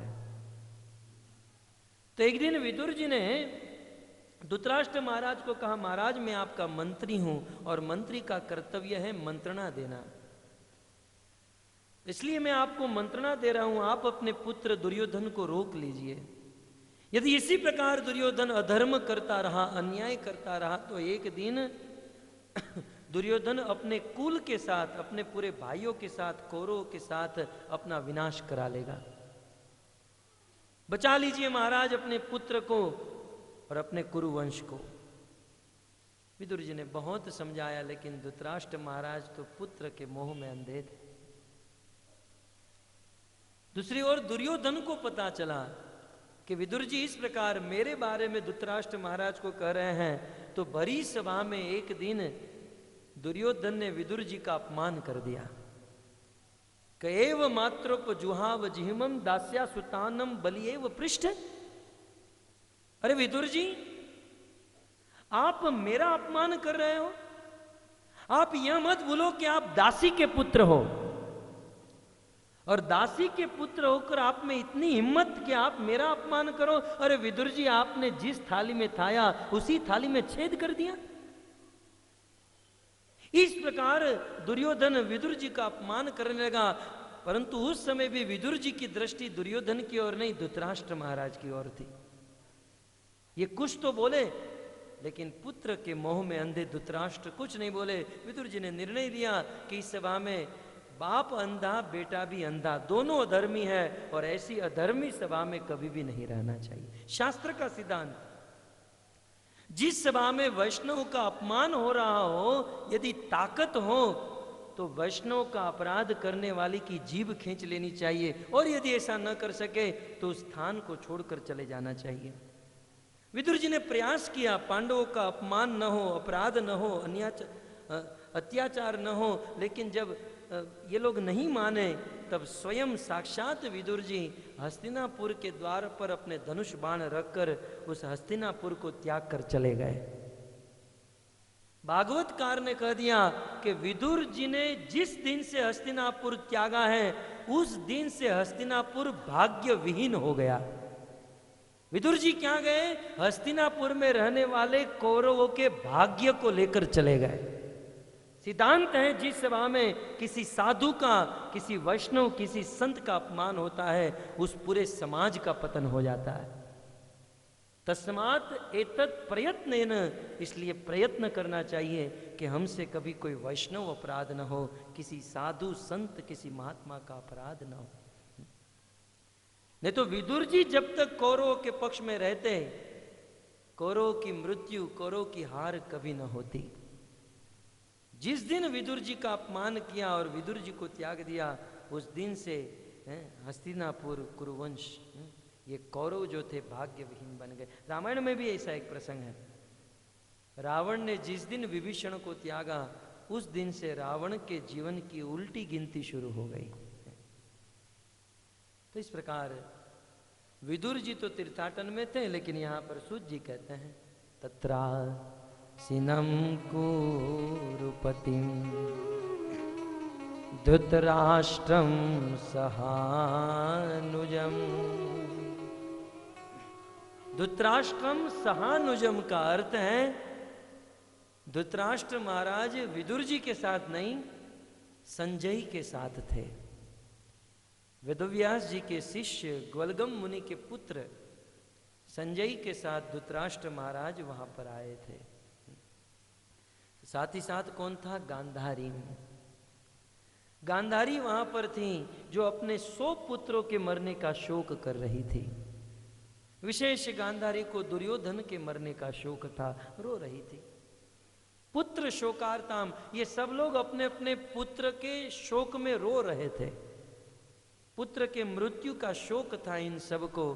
कहते हैं गांधार्याम दुर्योधन आदया, गांधारी दुर्योधन आदि अपने 100 पुत्र के शोक में रो रही थी। पृथायाम देवी कुंती अपने कर्ण, अपने पुत्र कर्ण के शोक में रो रही थी। और कृष्णाया द्रौपदिया, और द्रौपदी अपने 5 पुत्र के शोक में रो रही थी। सुभद्रा, कृष्णा का एक अर्थ सुभद्रा भी है, सुभद्रा अपने पुत्र अभिमन्यु के शोक में रो रही थी। इस प्रकार ये सब लोग वहां पर आए थे, जुटे थे, और ये सब लोग अपने अपने पुत्र के विरह में, पुत्र के मृत्यु के शोक में रो रहे थे। गांधारीं पुत्र शोकार्तां पृथां कृष्णां च माधव, पृथां कृष्णां च माधव। ये सब लोग रो रहे थे, सब लोग रो रहे थे, एक ही नहीं रो रहे थे, और वो थे कृष्ण। माधव यहां पर लिखा है च माधव। च माधव का एक अर्थ यह भी है कि थोड़ा बहुत कृष्ण भी रोए, क्योंकि अब सबके साथ, अब किसी के मृत्यु के अवसर में गए हैं, सब लोग रोए, हम ऐसे हंसते रहे तो लगता है ये कोई दुश्मन आया है। साथ ही साथ रो लेना चाहिए, रोना ना आए तो थोड़ा बहुत गिरा देना चाहिए। कृष्ण ने स्थान स्थान पर बताया। जिस दिन सत्यभामा के पिता सत्राजित की मृत्यु हुई उस दिन भगवान कृष्ण बहुत रोए। अब ससुर जी के मरने पर कोई रोता है? क्या क्या नाता ससुर जी के साथ। लेकिन सत्राजित, सत्यभामा के पिता की मृत्यु पर भगवान कृष्ण बहुत रोए। क्या कृष्ण नहीं वही कृष्ण गीता में कहते हम शरीर नहीं, हम आत्मा है। नैनम छिदन्ति शस्त्राणि नैनम दहति पावक न चैनम गले तंद्यापो न शोष्यति मारुत जात से ध्रुव मृत्यु ध्रुव जन्म मृत से। अनेकों उपदेश दिए अर्जुन को, लेकिन खुद ससुर जी के मरने पर बहुत रो रहे हैं। सत्यभामा हृदय में बहुत कष्ट, ससुर जी मर गए। सत्यभामा को बहुत अच्छा लगा, बहुत अच्छा है, मेरे पति है, मेरे पिता से इतना प्रेम, पति पत्नी में प्रेम और प्रगाढ़ हो गया। आप लोग भी थोड़ा रो लीजिएगा ताकि जीवन अच्छी तरीके से बीते। भगवान सिखा रहे हैं। नहीं तो क्या भगवान नहीं जानते थे हम शरीर नहीं आत्मा है, आत्मा की कभी मृत्यु नहीं होती। लेकिन च माधव, माधव कृष्ण भी वहां पर थे। लेकिन ये सब लोग रो रहे थे तो कृष्ण ने सोचा प्रवचन करने का अच्छा मौका है। भगवान कृष्ण ने सोचा प्रवचन करने का अच्छा मौका है, क्योंकि जब किसी की मृत्यु होती है ना, हमारे देश में परंपरा है, जब किसी स्वजन की मृत्यु हो जाती है तो उसके पीछे गरुड़ पुराण की कथा या भागवत कथा का आयोजन करते हैं। क्योंकि जो गया सो गया, वो तो नहीं आएगा, लेकिन जो बच्चे हैं वो तो कम से कम कथा सुनकर अपना उद्धार करे, वो तो कम से कम अपना उद्धार करे। क्योंकि जब स्वजनों की मृत्यु होती है तब हृदय बिल्कुल द्रवित हो जाता है, बिल्कुल रोते रोते हृदय कोमल हो जाता है, और कोमल हृदय में भक्ति के शास्त्र के सिद्धांत फिट हो जाते हैं। ये भक्ति रूपी लता जो है ना, माली हैया करे से ही बीज आरोपण, ये भक्ति रूपी लता हृदय में बोनी है। लेकिन हृदय में कब वो फलीभूत होगी? जब हृदय कोमल होगा। और हृदय कोमल कब होगा? जब जीवन में दुख आएंगे। तो जब दुखमय अवस्था होती है तब ये गीता भागवत के सिद्धांत बिल्कुल फिट हो जाते हैं। इसलिए भागवत के 6ठे स्कंद में प्रसंग है ना, चित्रकेतु राजा, अंगिरा ऋषि गए प्रवचन करने राजा को, ये खुद तो प्रवचन नहीं कर पाए, चित्रकेतु राजा ने अपना प्रवचन शुरू किया। आज भी साधु जब किसी के घर पर जाते हैं तो साधु के मुख से कथा सुननी चाहिए, उसके बदले घर वाले अपनी कथा शुरू करते हैं। महाराज ये हमारा घर, ऐसे 2-3 घर और हैं, ये हमारी ऑफिस है, ये हैं, और ये सब कुछ आपकी कृपा से चल रहा है, हमारी कृपा से तो दे दो, डोनेशन में बहुत ज़रूरत है यहाँ पर। तब कहते नहीं नहीं ये तो हमारा है। खैर, तो इस प्रकार चित्रकेतु महाराज क्योंकि आसक्त थे, उनको पुत्र चाहिए था, इसलिए अंगिरा ऋषि का उपदेश उनके हृदय में नहीं लगा।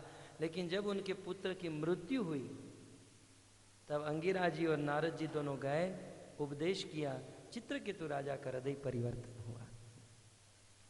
जब शोकमय दुखमय अवस्था होती है ना, तब उपदेश स्थित हो जाता है। इसलिए च माधव गांधारी पुत्र शोकार्ता प्रथाम कृष्णम च माधव।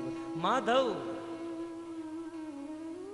लक्ष्मी के नाथ, लक्ष्मीपति भगवान कृष्ण वहां पर उपस्थित थे। अवसर पाकर भगवान कृष्ण ने उन सबको वहीं पर प्रवचन करना शुरू कर दिया। वहीं गंगा के तट पर भगवान ने प्रवचन किया। क्या प्रवचन किया? सांत्वयामास मुनिभिः हत बंधुन शुचार पितान् भूतेषु कालस्य गतिं दर्शयन् प्रतिक्रिया दर्शयन् अप्रतिक्रिया।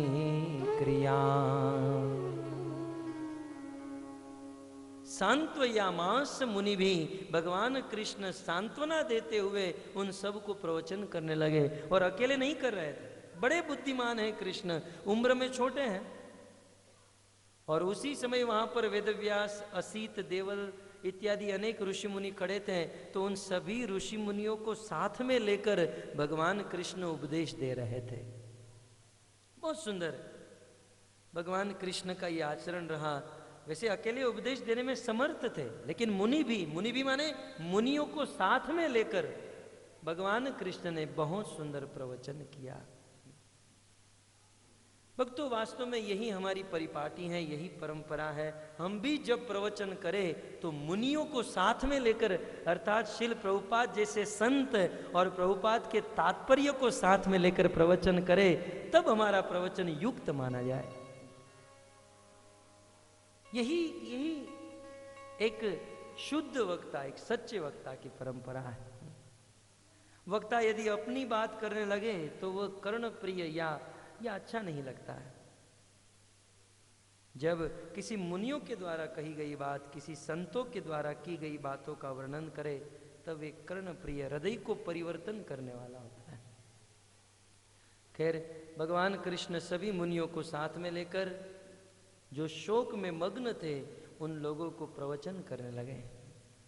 प्रवचन तो बहुत बड़ा था, उस पूरे प्रवचन का वर्णन यहाँ पर नहीं किया गया, लेकिन प्रवचन का टॉपिक अवश्य दे दिया। प्रवचन का सब्जेक्ट क्या था? सूत जी कहते हैं, भूतेषु कालस्य गतिम, भूतेषु कालस्य गतिम दर्शयन् अप्रतिक्रिया, दर्शयन् अप्रतिक्रिया।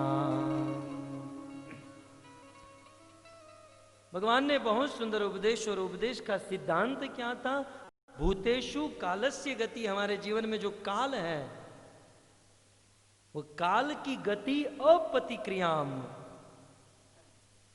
काल की गति को रोकने वाला इस संसार में कोई नहीं है। काल जो करना चाहता है वो आदमी से करा ही लेता है। नहीं तो विचार कीजिए, महाभारत के युद्ध को रोकने का कितना प्रयास किया गया, लेकिन काल की इच्छा थी कि युद्ध हो, सो होकर रहा। काल भक्तों, काल की गति को कोई नहीं रोक सकता। काल चक्र स्वयं भ्रमिम, ये काल रूपी चक्र ऐसा है, पूरी दुनिया मिलकर भी इसे रोक नहीं सकते। इसलिए जीवन में जो काल मिला है, जो समय मिला है, उस समय की गति को, समय की महिमा को समझना चाहिए। भक्तों, हमारे मनुष्य जीवन मिला, हमारे भारत के संतों ने, साधुओं ने, भागवत ने बार बार कहा, दुर्लभम मानुषम जन्म, ये मनुष्य जीवन अत्यंत दुर्लभ है। भगवान रामचंद्र ने अवधवासी को उपदेश देते हुए कहा, बड़े भाग मानुष तन पावा, बड़े भाग मानुष तन पावा, सुर दुर्लभ मुनि संतर गावा, सुर दुर्लभ मुनि संतर गावा। बड़े भाग मानुष तन पावा, भगवान रामचंद्र का ये प्रवचन। रामायण में राम गीता का वर्णन है। कुछ समय पहले राम गीता के ऊपर 7 दिन तक कथा हुई थी मुंबई में। राम गीता, रामचंद्र के द्वारा उपदेश। उनमें भगवान रामचंद्र कहते हैं, बड़े भाग मानुष तन पावा, ये मनुष्य शरीर मिलना ये बहुत भाग्य की बात है, बहुत सौभाग्य की बात है।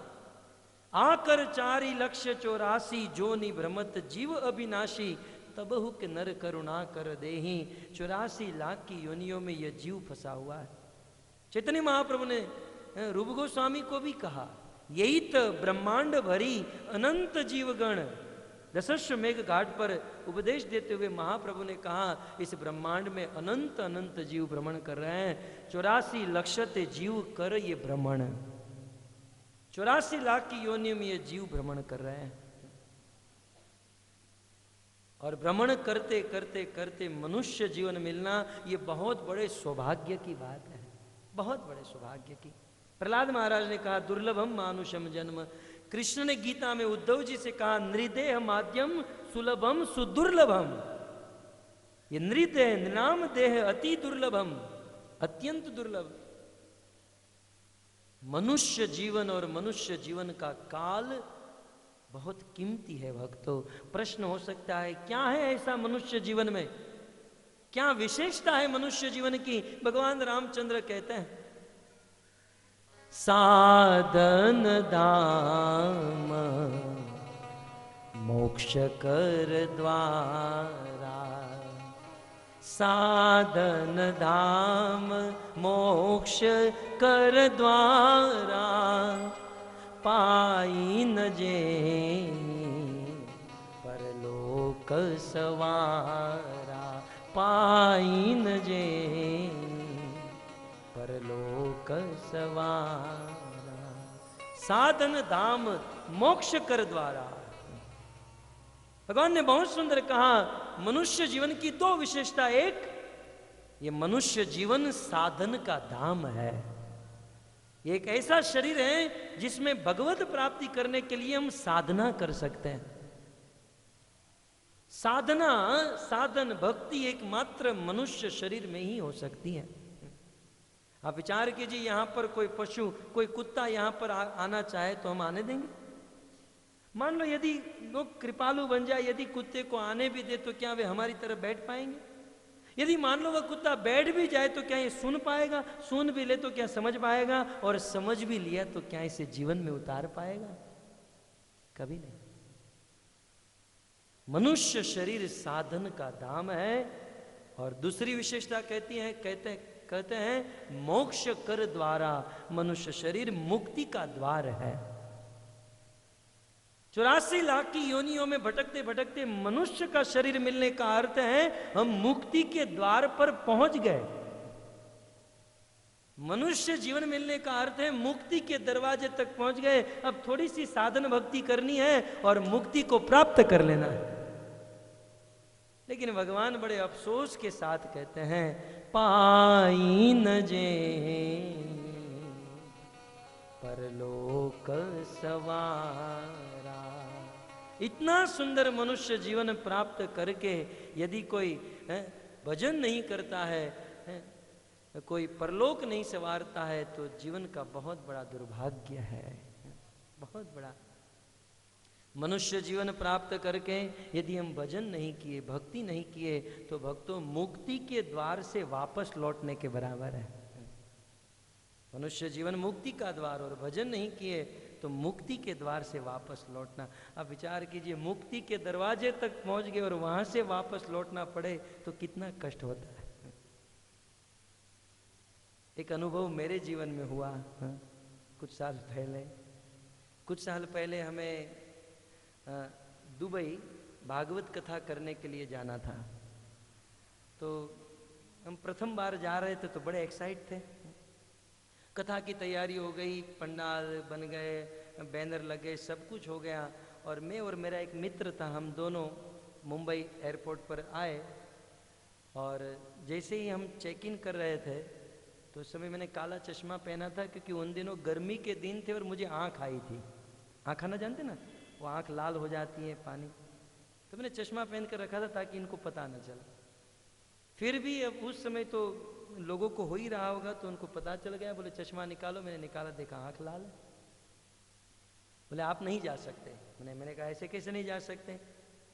मैं ऐसा तो नहीं कह पाया कि मेरी कथा है, क्योंकि वहाँ रिस्ट्रिक्शन है। मैंने कहा मेरा लेक्चर है, मैं लेक्चरर हूँ, वहाँ पर मेरे स्टूडेंट हैं, मुझे जाने दीजिए। आपके मैनेजर कौन है? मैंने बहुत हल्ला किया, मेरी मीटिंग करवाई, बहुत कुछ हुआ, लेकिन फिर मुझे आगे भी जाने दिया। समझो उस फ्लाइट के दरवाजे से मुझे वापस भेजा गया। आप नहीं जा सकते मतलब नहीं जा सकते। अब जब उस दरवाजे से मुझे वापस आना हुआ तो अब नहीं जाने का तो कष्ट था, सबसे बड़ा कष्ट ये था मुझे छोड़ने के लिए 50 भक्त आए थे, टाटा बाय बाय कर चुके थे हम लोग। अब संभल के जाना, संभल के आना, बाद में मिलेंगे, ऐसा है वैसा, हार बार पहना कर सब लोग हमको छोड़ चुके थे। अब वापस जाना भी ठीक नहीं। मेरे मित्र ने कहा प्रभु एक काम करते हैं, हम महाबलेश्वर चले जाते हैं, आपकी आंख ठीक हो जाए, फिर हम डायरेक्ट वहां से चले जाएंगे। तो वक्त तो उस समय मेरा अनुभव हुआ। वैसे तो ये कोई बड़ा कंट्री नहीं है, तो एक क्रेज था, लेकिन एक कंट्री, एक दुबई में जाने के लिए उस फ्लाइट के दरवाजे से जब हमें वापस लौटना हुआ तब हमारे मन में एक अफसोस हुआ कि हम नहीं जा पाए। उस समय मैंने सोचा कि मुक्ति के द्वार से जब वापस लौटना पड़ेगा तो कितना अफसोस होगा। एक साधारण देश में जाने के लिए दरवाजे से वापस लौटाया गया तो हृदय में अफसोस हुआ। मुक्ति के द्वार से जिस दिन वापस भेजा जाएगा उस दिन इस जीवात्मा को कितना कष्ट होगा, कितना अफसोस। इसलिए कहते हैं कि मनुष्य जीवन मिला है भजन करने के लिए, और मनुष्य जीवन में जो काल, जो समय मिला है उस समय में भजन कर लेना चाहिए। भक्तों, भगवद गीता में भगवान ने 5 तत्वों का वर्णन किया, उनमें से एक है काल। भगवान कृष्ण ये प्रवचन किए, जो यहां पर केवल टॉपिक है, मैं थोड़ा विस्तार कर रहा हूं इस चीज का। गीता में एक सब्जेक्ट है काल, ईश्वर, जीव, प्रकृति, काल और कर्म। काल की गति को समझना चाहिए भक्तों। जिन्होंने काल की गति को नहीं समझा उनका मनुष्य जीवन धोखा बनकर रह गया। काल की गति, समय क्या है? वैसे हमारे वर्तमान समय के में समय की गणना सेकंड के साथ होती है।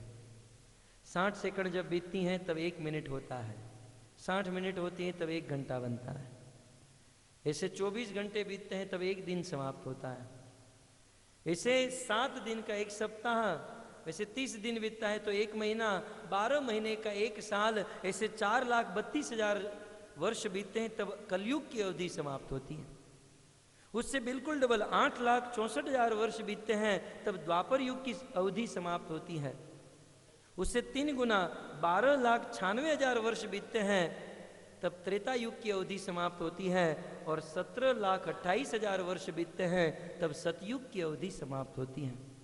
कलयुग, द्वापर, त्रेता और सतयुग, ये चारों युगों को जब हम मिलाते हैं तो 43,20,000 वर्ष होते हैं।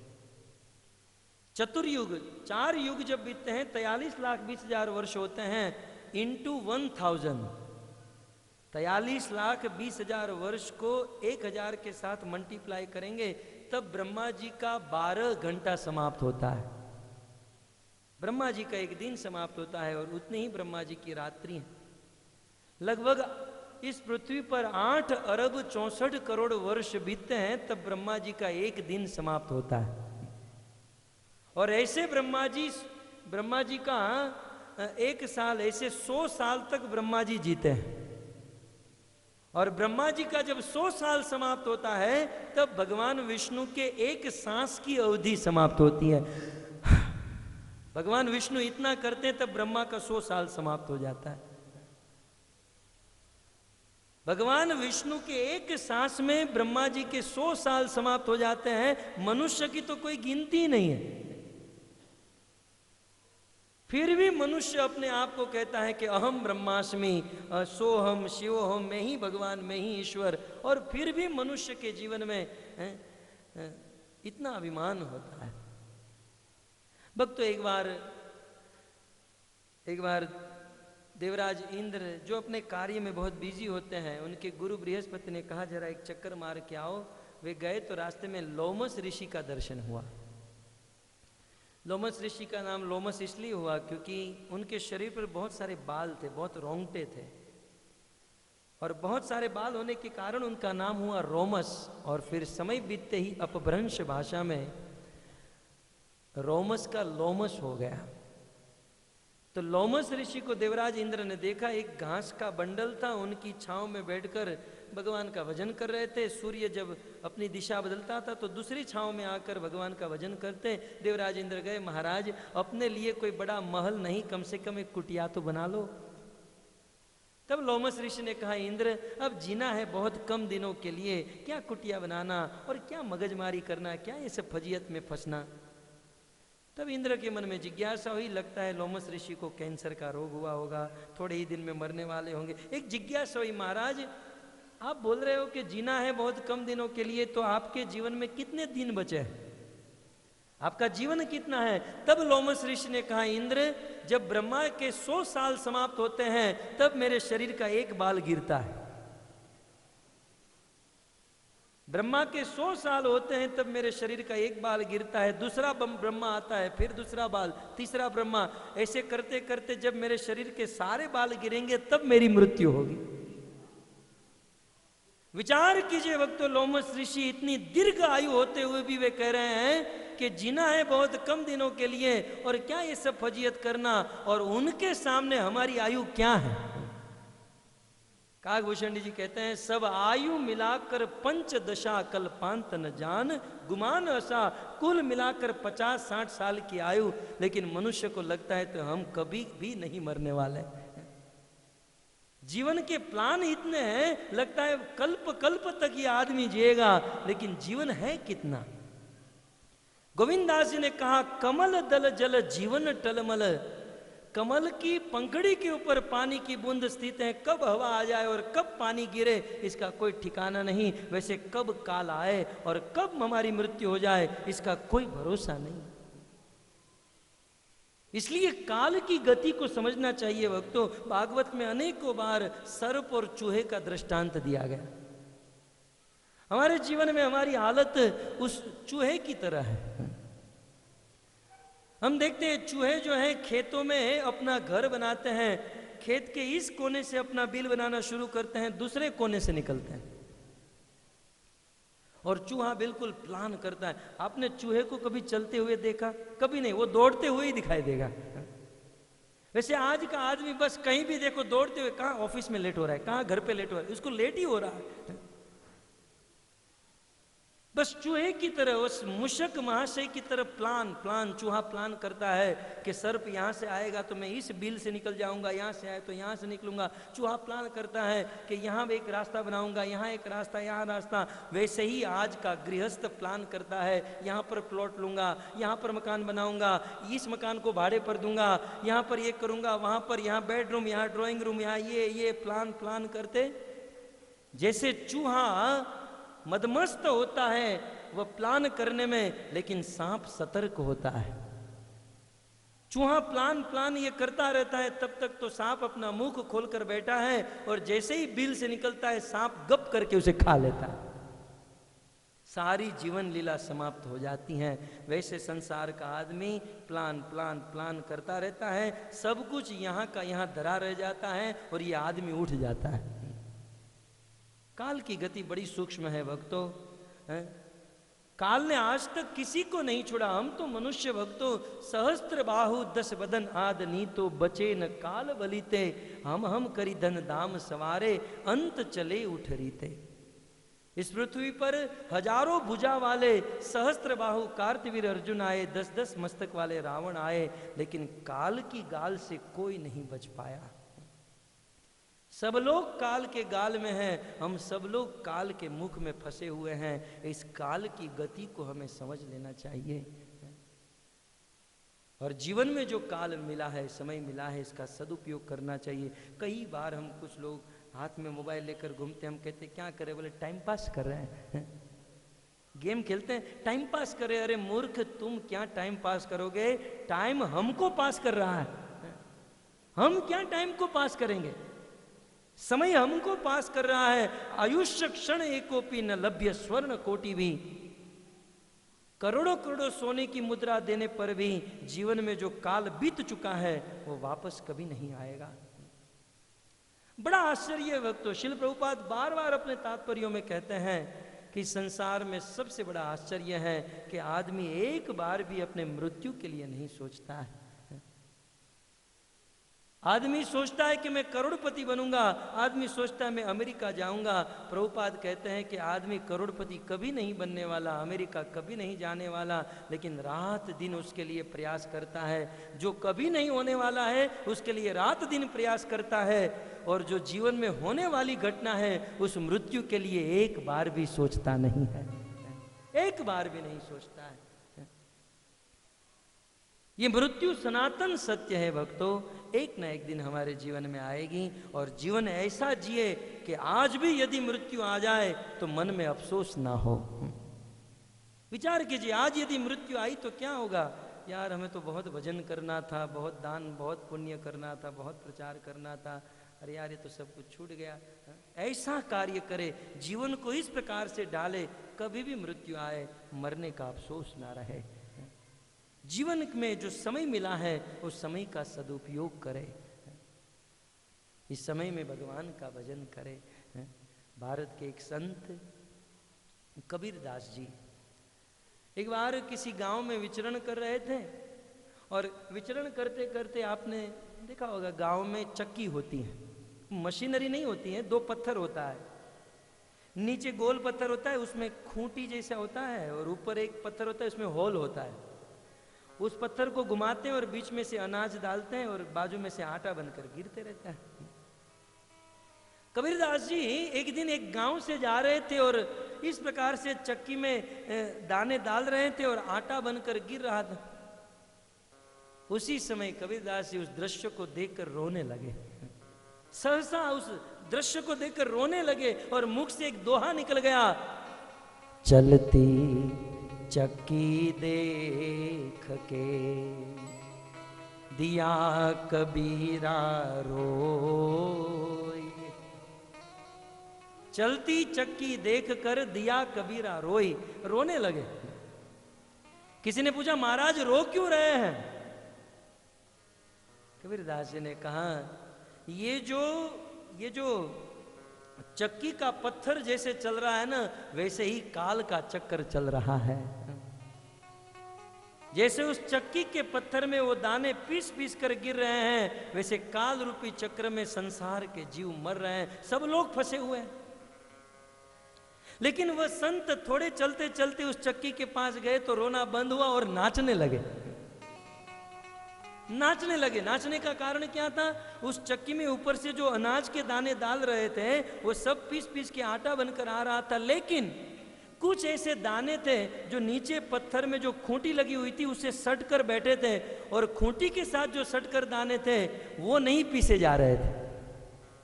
उस संत ने एक उपदेश ले लिया, काल के चक्र में सब लोग फंसे हैं, लेकिन वह सबके मध्यमस्त भगवान कृष्ण को हम सट कर रहेंगे, कृष्ण की भक्ति में रहेंगे तो इस काल से मुक्त हो जाएंगे और भगवान के धाम को प्राप्त हो जाएंगे। जीवन में जो दुर्लभ समय मिला है, इस दुर्लभ समय में यदि कृष्ण की भक्ति करेंगे तो भक्तों काल के ऊपर विजय प्राप्त कर लेंगे। इसलिए समय की राह नहीं देखनी चाहिए, हमें आज से अभी से ही प्रारंभ कर देना चाहिए भगवान की भक्ति, भगवान का नाम है। ब्रज के संतों ने बहुत सुंदर कहा, क्षणभंगुर जीवन की कली काकल प्रात में जाने खिली न खिली। जीवन क्षणभंगुर है, आज शाम को घर जाकर सोएंगे, कल सुबह जगेंगे कि नहीं इसका कोई भरोसा नहीं। क्षणभंगुर जीवन की कली काकल प्रात में जाने खिली न खिली। मलियाचल की मंद लहर सुगंध समीर चली न चली। कली काल कुठार लिए फिर तातन कोमल चोट जिली न जिली। रट ले अरि जीव हाँ कृष्ण को नाम, तू अंत समय पे हिली न हिली। अरे जीवा तू कृष्ण को नाम ले ले, क्योंकि अंत समय में तू हिलेगी या नहीं हिलेगी इसका कोई भरोसा नहीं है। तो भूतेषु कालस्य गतिम दर्शयन अप्रतिक्रियम। ये काल की गति अप्रतिक्रिया, काल की कोई प्रतिक्रिया नहीं है भक्तों। हमारे साइंटिस्टों ने, वैज्ञानिकों ने बहुत बहुत आविष्कार किए, लेकिन दो आविष्कार नहीं कर पाए, एक तो बुढ़ापे से मुक्ति और मृत्यु से मुक्ति। बुढ़ापे से बचना और मृत्यु से बचना, ये दो चीज हमारे साइंटिस्ट आज तक न ढूंढ पाए न ढूंढ पाएंगे, क्योंकि काल की गति जो है अप्रतिक्रियम। भगवान कृष्ण ने उन सभी लोग जो चिंता में थे, जो शोक में थे, उनको उपदेश दिया कि ये काल की गति है और काल को कोई रोक नहीं पाता है। जो गए सो गए, लेकिन हमारे जीवन में जो काल बचा है उस काल को समझकर उसमें भगवान का भजन करें और भगवान के धाम को प्राप्त करें। भगवान के इसी उपदेश के साथ आज के सत्र को विराम करते हैं। ग्रंथराज श्रीमद् भागवतम महापुराण